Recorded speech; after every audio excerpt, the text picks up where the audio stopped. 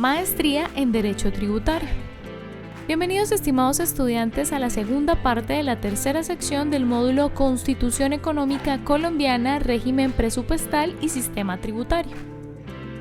Bienvenidos a la segunda parte de la presentación de la sección 3, en la que se ha pretendido describir los principios presupuestales y los conceptos de presupuesto de rentas, gasto público y deuda pública para reconocer cómo funcionan las finanzas públicas en Colombia.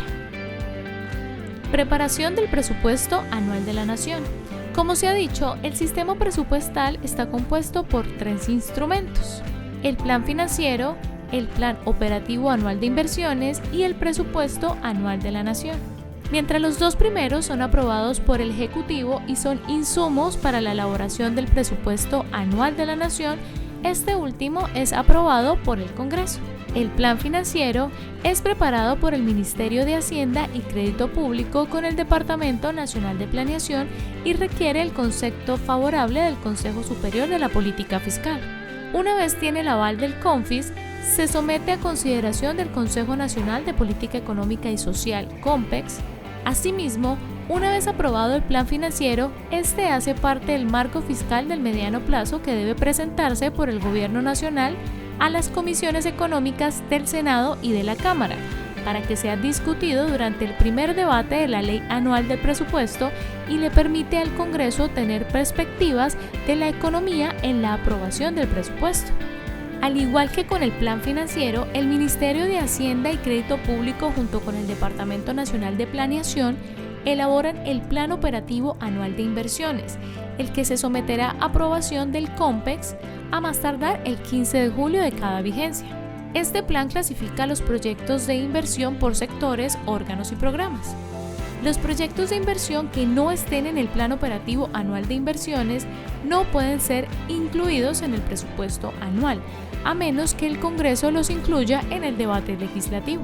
Una vez se cuente con los insumos, el gobierno prepara el proyecto de presupuesto con base en los anteproyectos presentados por los órganos que conforman el presupuesto. Ha de tener en cuenta la disponibilidad de recursos y los principios para determinar los gastos a incluir. El Ministerio de Hacienda y Crédito Público junto a la Dirección General de Presupuesto Nacional proyectan las disposiciones generales que se incluirán en el presupuesto. Presentación y elaboración del proyecto de presupuesto general de la Nación. La presentación del anteproyecto del presupuesto ha de hacerse la primera semana de abril y la presentación del proyecto definitivo se hará el 20 de julio, para que sea discutido por las comisiones económicas del Senado y Cámara, quienes solicitarán modificaciones en caso de considerar que no se ajusta a los preceptos de la ley orgánica. Para ello tienen plazo hasta el 15 de agosto. Realizados los ajustes, el gobierno deberá presentar el nuevo proyecto antes del 30 de agosto. El 15 de septiembre las comisiones deben de tener decisivo sobre el monto definitivo del presupuesto de gastos y tienen hasta el 25 del mismo mes para decidir sobre la aprobación del proyecto. El 1 de octubre inicia la discusión del proyecto en plenarias y tienen hasta el 20 de octubre para su aprobación definitiva.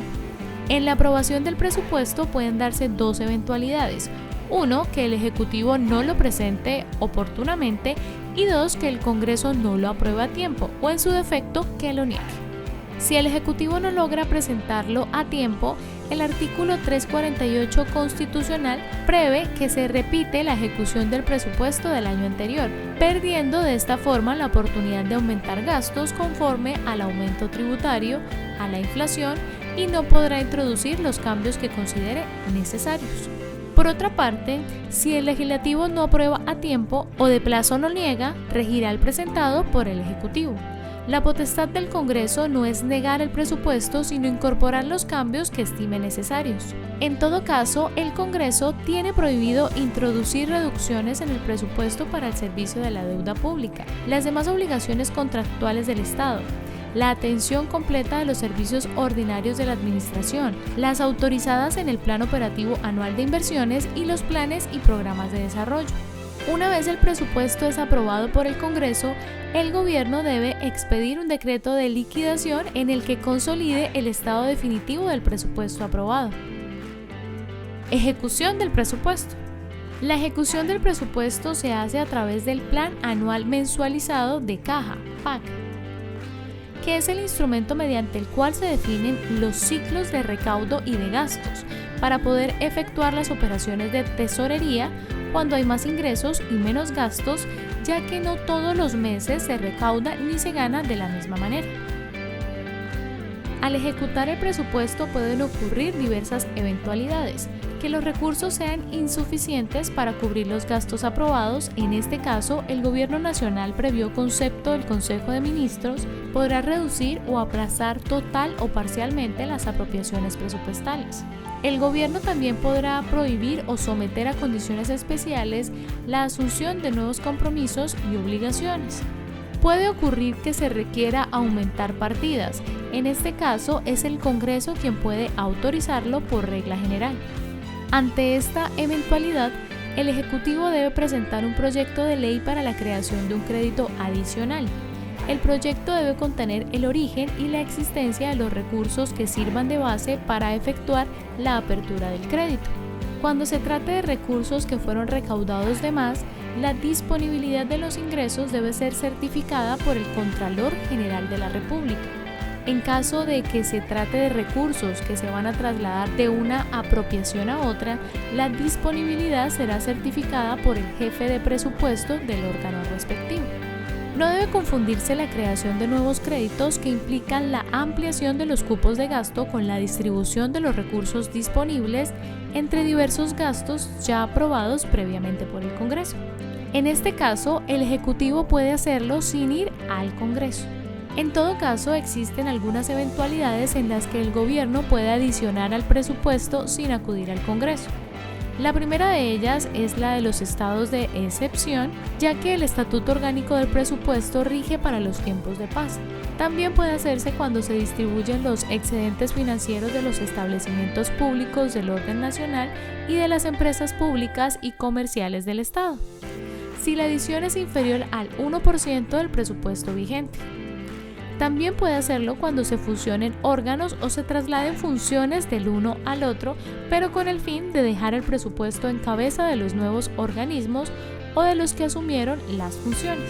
De otro lado, existe el Fondo de Compensaciones Interministeriales, el cual se formará hasta el 1% de los ingresos corrientes de la nación, fondo que permite atender las apropiaciones faltantes en gastos de funcionamiento para los casos en los que el presidente de la República y el Consejo de Ministros lo califiquen de urgencia excepcional. Entidades territoriales. Como regla general, las entidades territoriales han de seguir las disposiciones de la Ley Orgánica del Presupuesto, ajustándolas a las condiciones de su entidad territorial. Si el alcance objeta por ilegalidad o inconstitucionalidad, el proyecto de presupuesto aprobado por el Consejo lo envía al Tribunal Administrativo para que se pronuncie, tiempo en el cual regirá el proyecto presentado por el alcalde. Control fiscal. El control fiscal fue constitucionalmente asignado a la Contraloría General de la Nación, mediante el artículo 267 de la Carta Política. Al respecto, el artículo 95 del Decreto 111 de 1996 establece que la Contraloría General de la República ejercerá la vigencia fiscal de la ejecución del presupuesto sobre todos los sujetos presupuestales. Asimismo, para garantizar la independencia de la Contraloría como ente fiscal, la misma cuenta con autonomía presupuestal. El control fiscal ha sido definido como una función pública de fiscalización ejercida sobre la administración y los particulares que en el ejercicio de sus funciones manejen fondos o bienes públicos. En una función que por su naturaleza ha de ser independiente y autónoma y revisa qué tanto la gestión fiscal como sus resultados se adecúen a los principios y proyecciones, culminando en la consecución de los fines esenciales del Estado. En caso de evidenciarse actividades contrarias a ello, se deberán adelantar los procesos de responsabilidad fiscal. En similar sentido, la jurisprudencia constitucional ha destacado la Contraloría General de la República como un organismo de control estatal con competencias específicas que acompaña horizontal colaborativa y armónicamente a las ramas tradicionales del poder público, a través de una función especializada y autónoma mediante la cual inspecciona la actividad fiscal externa de todas las instituciones del Estado desde el punto de vista financiero, de gestión y de resultados. De conformidad con el artículo 3 del Decreto Ley 403 de 2020, la vigencia y el control fiscal se fundamentan en unos principios que, por contrapartida, se tornan en los principios que rigen la ejecución del gasto público. Eficiencia. Pretende que la gestión fiscal propenda por maximizar los resultados con costos iguales o menores. Eficacia. Busca lograr los resultados propuestos de la forma prevista. Equidad. Pretende el impacto redistributivo entre quienes asumen el costo y quienes reciben el bien o servicio público objeto de la gestión fiscal. Economía. Procura el mayor nivel de calidad en resultados mediante la optimización de los recursos. Concurrencia, según el cual la competencia de la Contraloría General de la República acompaña la vigilancia y el control fiscal de las Contralorías territoriales. Coordinación, por el que el ejercicio de competencias concurrentes se hace de manera armónica y colaborativa, de modo que las acciones entre la Contraloría General de la República y los demás órganos de control fiscal resulten complementarios y conducentes al logro de los fines estatales y, en especial, de la vigilancia y el control fiscal. Desarrollo sostenible. Busca que la gestión económico-financiera y social del Estado busque la preservación de los recursos y el desarrollo sostenible como órgano de control fiscal. La Contraloría ha de comprobar que en todo proyecto que implique el impacto de recursos naturales se satisfaga el mantenimiento de la oferta sostenible. Valoración de los costos ambientales.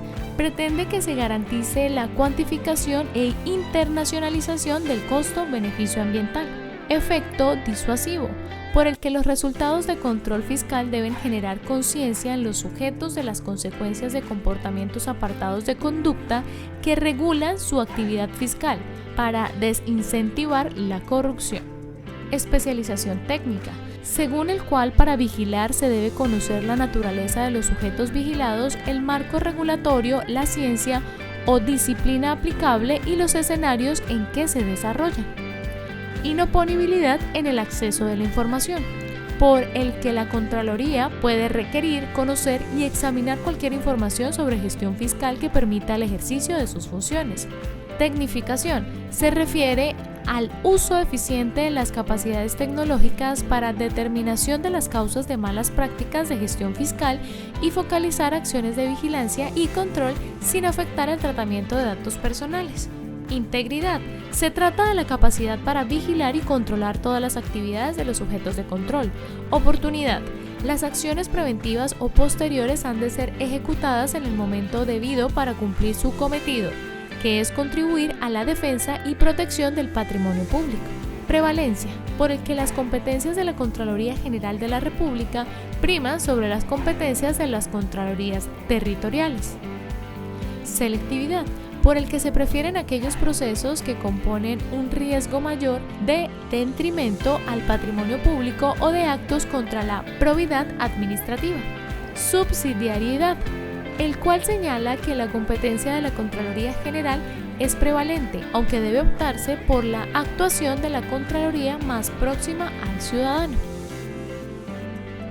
El control fiscal se realiza a través del Sistema Nacional de Control Fiscal, SINACOF, que es el conjunto de políticas, principios, normas, métodos, procedimientos, herramientas tecnológicas, instancias y mecanismos estructurados lógicamente que permiten a los órganos de control fiscal del orden nacional y territorial la planeación, armonización, unificación y estandarización del ejercicio de la vigilancia y control fiscal y la evaluación y análisis sobre su gestión y resultados.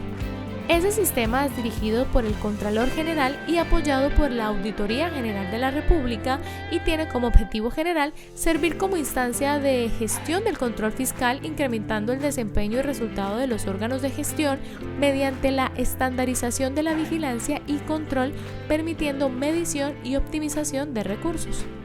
El Decreto 403 de 2020 creó además el Consejo Nacional del SINACOF, integrado por el Contralor General, Auditor General y Controles Territoriales, quienes actuarán como instancia consultiva a solicitud del Contralor General o el Auditor General.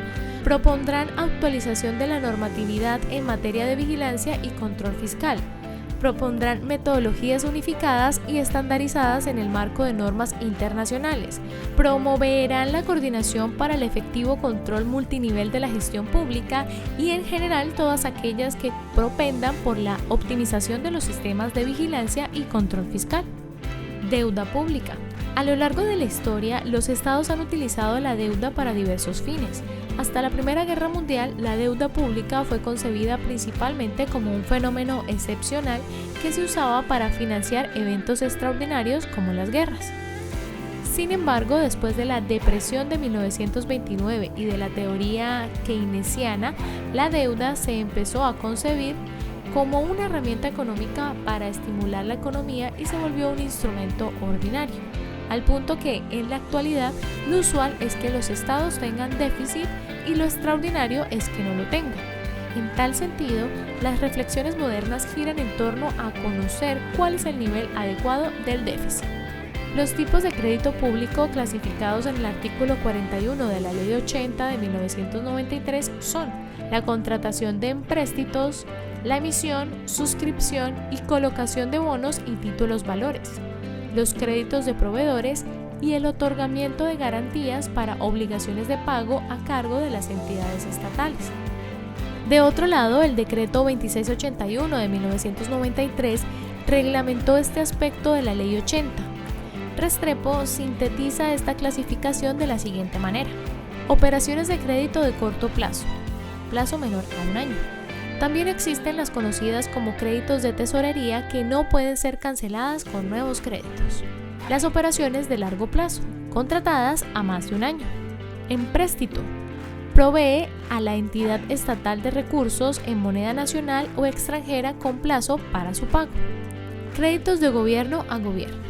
No son apropiadamente empréstitos, consisten en aquellos créditos mediante los cuales un gobierno extranjero adquiere el compromiso de poner a disposición del gobierno nacional los recursos necesarios para la financiación de determinados proyectos, bienes o servicios.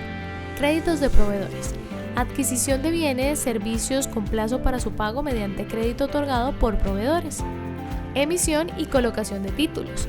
A diferencia de las anteriores modalidades, el perfeccionamiento de la operación de crédito no requiere de otra autorización distinta a la autorización de la ley. El decreto 2081 define los títulos de deuda pública como aquellos valores de contenido crediticio y con plazo para su redención emitidos por las entidades estatales. Respecto a las entidades territoriales, el Congreso sí ha expedido leyes que imponen requisitos adicionales cuando la entidad pública carece de buenas condiciones financieras. En concreto, ha creado el concepto de ahorro operacional que se explicará más adelante. Tales requisitos se adicionan a las autorizaciones previstas en el artículo 300, numeral 9 de la Constitución, según el cual la Asamblea Departamental tiene la facultad de autorizar la toma de deuda por parte del gobernador, y el artículo 313, numeral 3, determina la facultad análoga del Consejo respecto del alcalde. Para las entidades territoriales, el Congreso ha dispuesto dos tipos de leyes que regulan la forma como pueden gestionar su deuda: las destinadas a prever los montos máximos de endeudamiento y las relacionadas con las formas de refinanciación de la deuda para hacerla sostenible.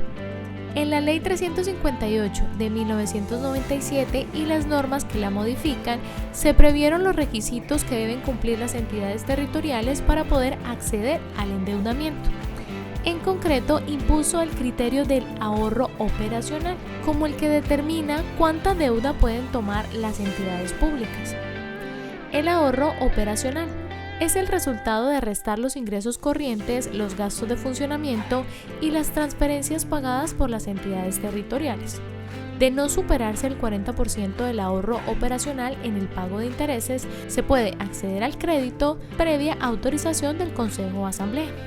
En cambio, si se supera el 60% en la relación interés-ahorro operacional o el 100% en la relación saldo de la deuda ingresos corrientes, No se pueden contratar operaciones de crédito público, salvo que se cumplan ciertos procedimientos adicionales a la autorización de la Asamblea y del Consejo, como tener buena calificación crediticia o suscribir planes de desempeño con las entidades financieras con las que se contrae la deuda, tal y como se describe en el artículo 30 de la Ley 2155 del 2021.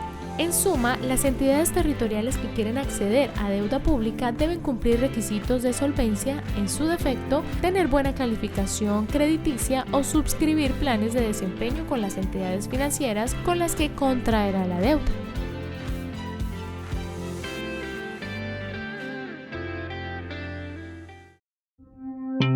Universidad Santo Tomás, institución vigilada por el Ministerio de Educación Nacional.